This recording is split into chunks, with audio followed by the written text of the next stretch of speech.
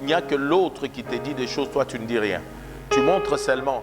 Dans une vraie communion, il n'y a pas que nous qui devons dire nous sommes plus forts pour supporter les autres ou non. Il faut être vrai, il faut un échange.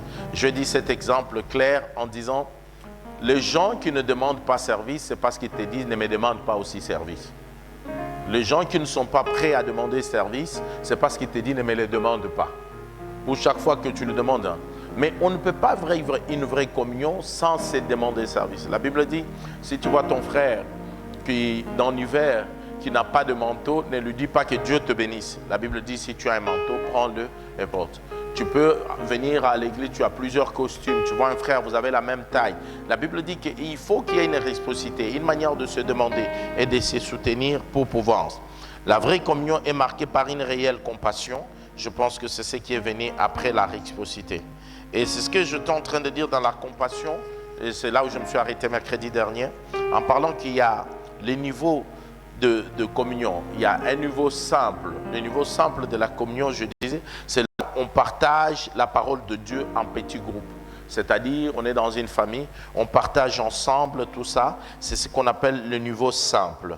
Les niveaux d'autres, c'est ce qu'on appelle les niveaux suivants, c'est-à-dire, on partage ensemble un service. On est dans l'évangélisation ensemble. Ça, c'est un autre niveau. Mais le niveau le plus important auquel Christ nous a appelés, ce n'est pas d'avoir un niveau simple dans nos relations, ce n'est pas seulement avoir une communion pour les services, mais il y a cette communion qui dit « portez les souffrances avec moi ». C'est là où Dieu nous attend. Dieu ne nous attend pas, parce que nous, les Français, nous sommes formidables, surtout dans le métro, à Paris. Les gens sont pressés, et dès qu'ils se regardent, ils font « c'est un sourire qui est bien programmé. Enfin, autant on fait ça, autant on ferme directement. Parce que c'est de la politesse, tout simplement. Ce n'est pas ça la communion que Christ nous demande. Ce n'est pas la communion de se faire « ça va frère, vous avez bien dormi, que Dieu vous bénisse ». Non, non, non, non. Ça, ce n'est pas ça la véritable communion. À prendre ensemble dans la véritable communion, il faut qu'on quitte l'étape de la communion simple. Il faut qu'on quitte la communion des services. Pour entrer dans cette troisième communion qui est très important, c'est de partager des souffrances. C'est là où nous nous sommes arrêtés. Philippiens chapitre 3, le verset 10, notre premier texte.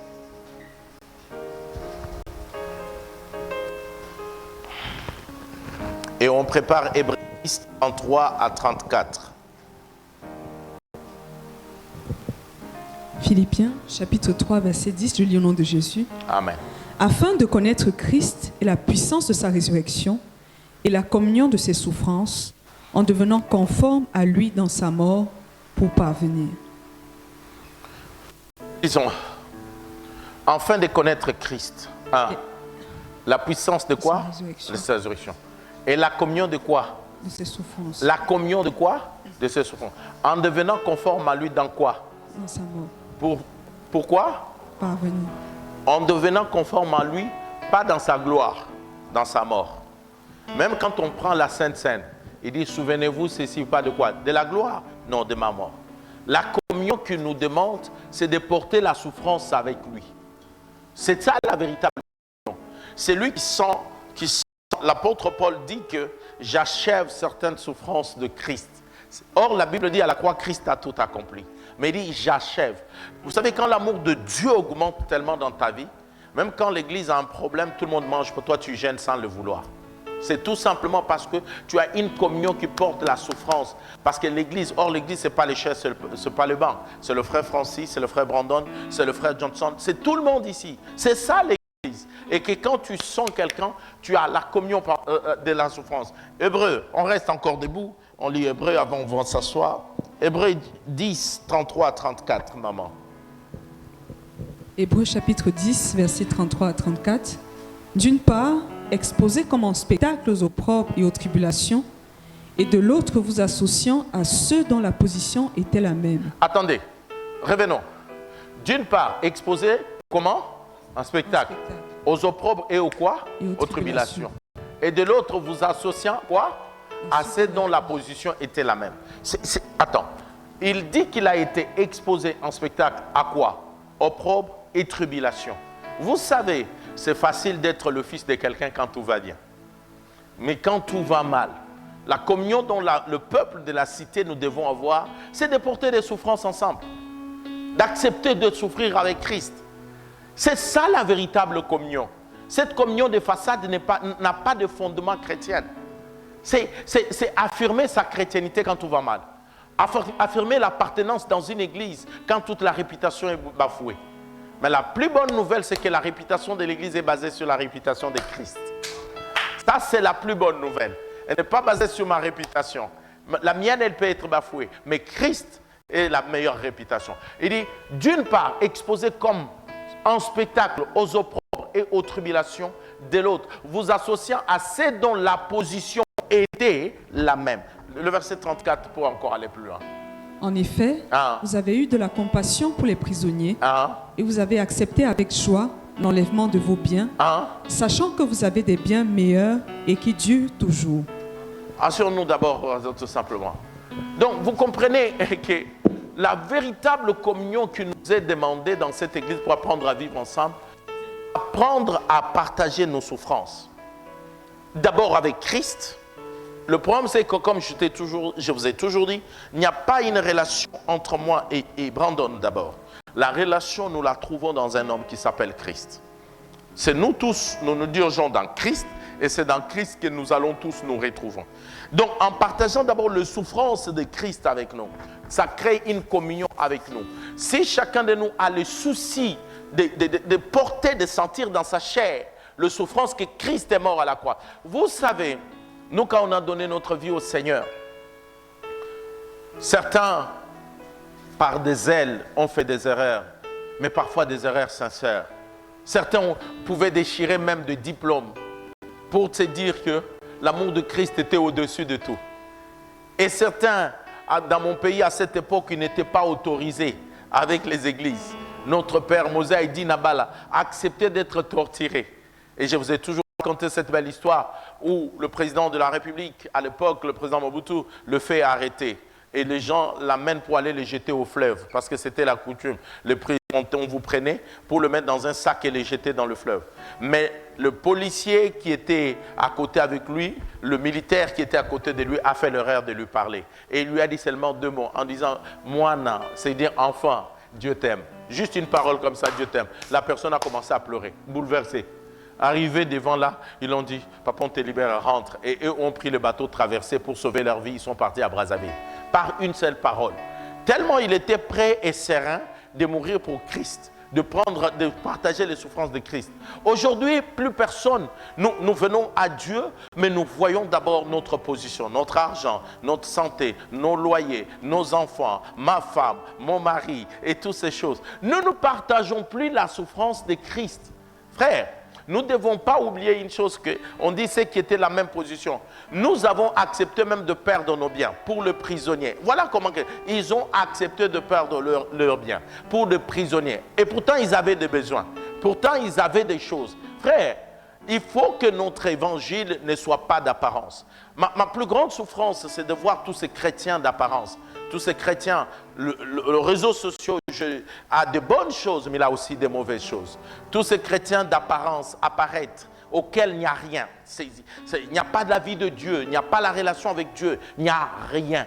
Il n'y a que le m'as-tu vu. L'apôtre Paul dit, nous nous réjouissons, et même pour ceux qui travaillent pour leur ventre, même pour leur apparition. La seule chose que nous nous réjouissons, c'est que Christ n'est pas moins cité. Mais nous ne voulons pas seulement être de ceux qui citent Christ, nous voulons être de ceux qui vivent Christ. Donc, apprendre à vivre ensemble, je suis d'abord en train de parler de ta relation avec Dieu, de partager la souffrance avec Christ. C'est pourquoi il a été livré en spectacle. Et ceux qui l'aiment comme lui ont la capacité d'accepter certaines choses. Frère, quand vous entendez notre bien-aimé frère que nous aimons, je parle de Paul, parlons de Paul. Frère, vous ne connaissez pas cet homme, comment il était à la hauteur. Bien-aimé, Saoul de Tarse, reconnu, tout simplement. Et lui-même, il tuait les chrétiens. Mais quand tu l'as entendu, cette voix-là, il a accepté de partager les souffrances. Il a accepté à ce qu'on pouvait les critiquer. Frère, je connais celui qui était mon premier pasteur ici, je lui dois du respect, le pasteur Martin Zongo. Quand tu l'as reçu, Jésus-Christ, toute sa famille était kimbanguiste. Et à cause de Christ, on pouvait le déshabiller par son propre Père et l'humilier. Ou tu abandonnes ton Christ et tu restes Kimangiste. Mais quand l'amour de Dieu a tellement pris place, tu es capable d'accepter toutes les souffrances. Aujourd'hui, plus personne n'assume la souffrance pour l'amour de Christ. Là, je parle de l'intimité avec Dieu. Je parle de partager les souffrances. Mais la Bible dit, en dehors pour cette bonne intimité, nous devons aussi apprendre à partager les souffrances entre nous. Galates, s'il te plaît, le chapitre 6, verset 2. Quand c'est bien, Océane, je dis que c'est bien. Et quand ça ne va pas, je m'énerve. Hein? Galates, chapitre 6, verset 2. Oui. Ah. Et vous accomplirez ainsi la loi de Christ. Relisons ensemble. 1, 2, 3.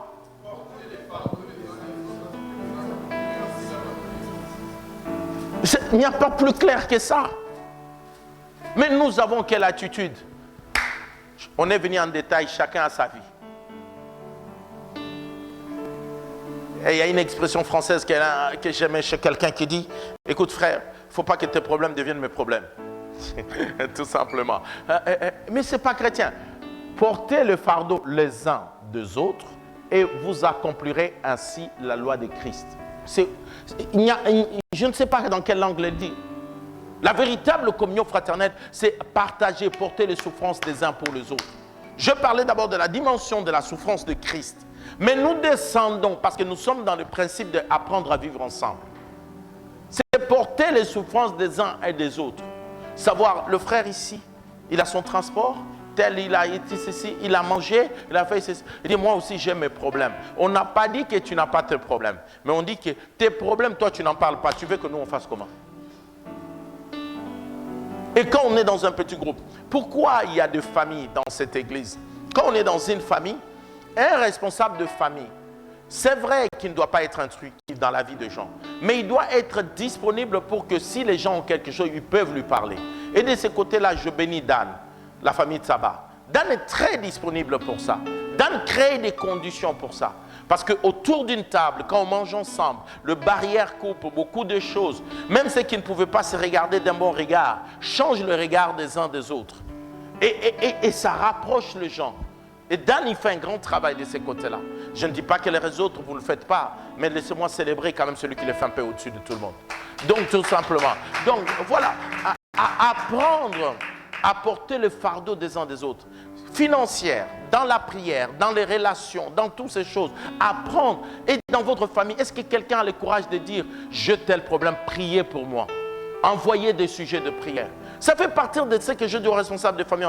Priez les uns pour les autres. C'est soutenir, partager, vivre ensemble, créer une communion fraternelle.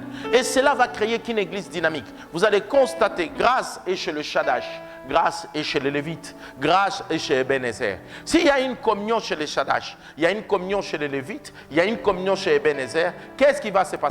Grâce s'entendra avec tous ces bons groupes ensemble.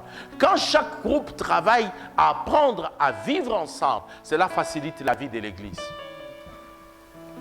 Mais quand on est dans un groupuscule, je déteste les groupuscules. Je déteste les groupuscules. Là, les groupes établis, elles sont faits avec une sagesse. C'est pourquoi vous ne verriez pas Grâce et Dorcas ne sont pas dans la même famille. Parce qu'ils sont des gens de la famille biologique. Et dans l'église, ils ne peuvent pas rester dans la même famille. Parce qu'ils ont déjà une intimité qu'ils peuvent partager. Nous devons porter le fardeau des uns et des autres. Si nous sommes en plein crise, nos amis chrétiens sont là pour nous soutenir.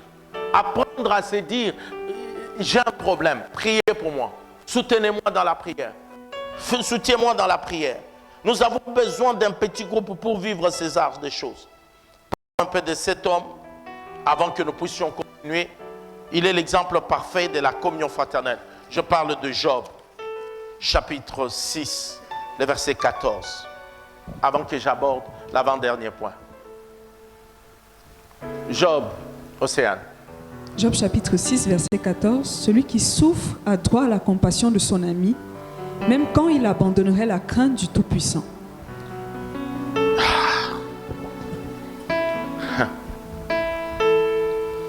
Job marche dans la crainte de Dieu, mais le problème de la crainte de Dieu, baisse un peu mon fils, baisse un peu. Le problème de la crainte de Dieu, c'est que c'est toi et toi seuls qui le savent. Nous, quand on te voit souffrir, On peut commencer à dire, peut-être tu avais une vie de péché caché. On peut commencer. Et le jeune Jean commence à lui parler. Et quand tu parles là, il parle à un monsieur qui est assis dans des situations difficiles, dont la situation est très compliquée, qui ne comprend, qui a beaucoup de difficultés, qui a perdu tous ses enfants. La femme lui dit, injurier Dieu et part. Mais heureusement pour Job, il avait des amis. Et de vrais frères. Et quand ils sont venus, l'interrogation commence. On parle, Job, et il dit non, mais je suis juste. Parce que le vrai frère te dise la vérité les yeux dans les yeux. Le vrai frère n'a pas peur de toi. Si tu intimides les gens autour de toi, que personne ne peut rien te dire, tu fais mal. Dans la famille, il faut avoir le courage de se dire la vérité. Et les gens lui disent la vérité, et lui aussi dit la vérité. Maintenant, quand il réplique, il dit, bon, admettons, j'ai péché. Mais quand je souffre, celui qui souffre a droit à la compassion de son ami. Même quand il a abandonné la crainte du Tout-Puissant. Nous ne pouvons pas, dans cette matière de vivre ensemble, de dire à quelqu'un, parce qu'il a abandonné la foi, la crainte de Dieu, qu'il a des conséquences d'une souffrance, et nous, en tant qu'enfants de Dieu, on manque de compassion pour lui. Ce n'est pas la Bible. Celui qui souffre a droit à la compassion, même s'il a abandonné la crainte de Dieu. Le but est que la compassion doit être là. Et Paul dit, et Job dont on parle, c'est un homme qui a marché d'inintégrité. C'est la Bible, c'est Dieu qui témoigne, ce n'est pas moi. Mais il est en train de souffrir. Mais il dit, mon père, je parle rarement de lui, souvent je parle de Dr Zéphie Loubuela. C'est l'homme qui a préparé beaucoup de mes débuts de prédication. C'est pour moi l'un des meilleurs enseignants au monde. Il est d'un enseignement très simple. C'est le petit frère de Bishop Albert, comme vous êtes avec Pasteur Alex. C'est un homme très dur. Et quand je dis dire, toute l'église, quand c'est Dr Zéphie. Mais moi, j'aime les gens qui sont durs avec moi parce qu'ils me rendent meilleur. Je l'aime tellement que... Et tout le monde ne comprend pas, même aujourd'hui qu'on a grandi. Cet homme s'est marié à 33 ans. Dans l'église, on a grandi. Et dans le 33 ans, son père spirituel, c'est notre père, le Bishop Albert. Il n'y a eu ni soupçon d'une relation, ni quoi. Dans la crainte de Dieu, n'a jamais connu notre femme. Il sait que sa femme. C'est un homme d'une intégrité et d'une sévérité extrême. Tu ne l'auras pas. Les gens de petite taille là, sévères dans le fonctionnement. Et un enseignant hors pair. Et chaque enseignement, il te le rend simple. Quand je suis arrivé en Israël, j'ai beaucoup pensé à lui. Quand on pouvait m'expliquer la porte septentrion, je me dis, mais ce monsieur est un villageois, né au village. Il n'avait qu'une petite Bible de Louis II. Il n'y avait pas de commentaires bibliques, il n'y avait pas de dictionnaire biblique, il n'y avait pas de concordance biblique à cette époque-là. Mais il bouffait tellement l'écriture qu'il était capable de t'expliquer Israël comme s'il était là-dedans, juste à cause de sa Bible. Mais il avait un défaut. Et quand je grandis, là, on est parti, on a discuté beaucoup là-dessus. Tellement il est intègre dans son fonctionnement, si tu as péché, alors là, lui, il va se fâcher contre toi plus que Dieu. Même te saluer, il ne te salue pas. Même te parler, il ne te parle pas. Et tout le monde savait que si tu as péché, tu n'existes plus pour lui. Crois. Quand j'ai grandi une fois, que je suis en Europe, on repart une fois, on s'est assis, on dit, papa, parlons. J'ai dit, est-ce que les gens ont péché contre toi? Toi, tu es Dieu. Papa, est-ce que tu les as créés?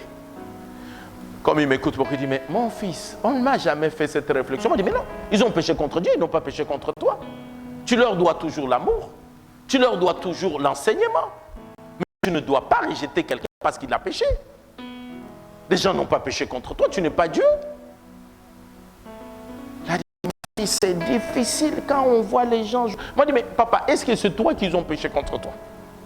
C'est ce que Job dit là, ils ont péché. Dans votre groupe, quelqu'un s'est mal comporté. L'amour, vous devez le lui donner. La compassion, vous devez lui donner. Mais pas l'encouragement dans le péché. On ne peut pas, quelqu'un publie quelque chose de négatif, c'est un encouragement. Parce que les gens sont très compliqués. Hein? Tu publies quelque chose, et même ne sont pas d'accord. Ils disent, vraiment, regarde là comme elle est habillée. Et puis il dit, gloire à toi. Et il faut même des étoiles. Mais en réalité, ils disent le contraire, mais ils écrivent le contraire. Ce n'est pas de ça dont je parle. La compassion dont je parle, c'est dire à quelqu'un, nous souffrons avec toi, mais ce que tu fais là est contraire à la volonté de Dieu. savoir porter des souffrances ensemble, savoir vivre ensemble. On ne peut pas vivre ensemble si on n'a pas cette attitude de la compassion. Et l'avant-dernier point. Ok, il est 20h. Je l'aborde et on en parlera peut-être mercredi prochain, parce que je tenais beaucoup de mercredi pour pouvoir finir un peu. La communion fraternelle sévit dans la grâce. La communion fraternelle sévit dans la grâce. Il y a des gens dans cette église, je ne citerai pas leur nom. Parfois tu vois lui ça ne va pas, elle ça va pas. Mais tu ne sens pas dans leur confrontation qu'il y a la haine. Il n'y a pas de haine. Il y a seulement des caractères qui ne vont pas, des choses qui ne vont pas. Mais il n'y a pas de haine. La communion fraternelle est possible dans la grâce. Et c'est là où on va beaucoup parler. Il y a une grande différence entre le pardon et la confiance. Pardonner est une obligation, la confiance, c'est mérite. Que Dieu vous bénisse.